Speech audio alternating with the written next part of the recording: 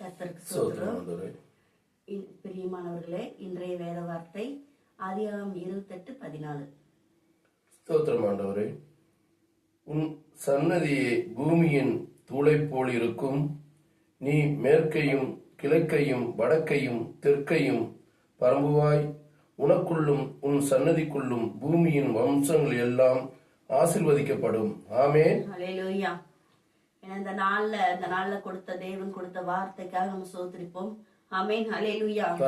பெரிதான ஆசீர்வாதத்தை கொடுத்திருக்கிறார். ஆமென். ஹல்லேலூயா. ஏன்னா பூமியின் தூளை போல நம்மளை ஆசீர்வதிக்கேன்னு சொல்லி இருக்கிறார். ஆமென். ஹல்லேலூயா. ஏன்னா பூமியின் தூளை, அந்த தூளுகள் எல்லாம் நம்ம எண்ணவே முடியாது ஒரு நாள்லயும். அதை போல நம்ம சந்ததியிலும் நம்ம ஆசீர்வதிக்கணும்னு சொல்லியிருக்கார். நம்மளோட சந்ததிகள் பெருக பண்ணுகிறார். ஆமென். ஹல்லேலூயா. அந்த நம்ம ஒவ்வொரு சந்ததிகளையும் அவர் அப்படி ஆசீர்வதிக்கிறார். அவ்வளவு பெரிதான ஆசீர்வாதத்தை கொடுக்கிறார். ஆமென். ஹல்லேலூயா. அப்ப இந்த காலை வேளையில எவ்வளவு பெரிய ஆசீர்வாதம். ஆமென். ஹல்லேலூயா.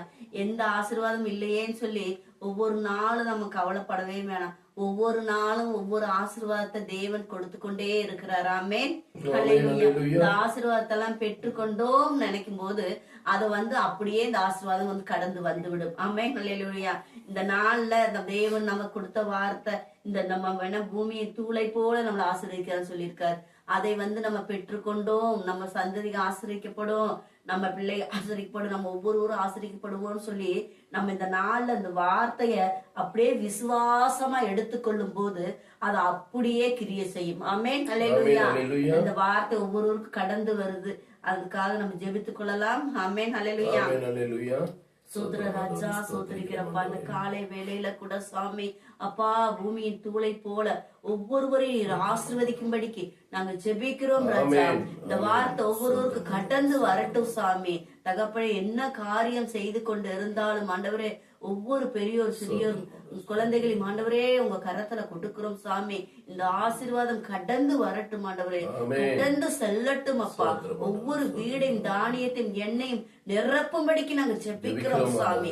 எதிரே குறைபாடாக இருக்கிறார்களோ அந்த குறைகள் எல்லாம் மாறும்படிக்கு நாங்க ஜெபிக்கிறோம் சாமி. எல்லாரும் உங்க கரத்துல கொடுக்கிறோம். எங்களையும் உங்க கைகளில் தாழ்த்தி உங்க கரத்துல கொடுக்கிறோம். ஜீவனுள்ள நல்ல பிதாவே. ஆமென். ஆமென். காலை வேளையில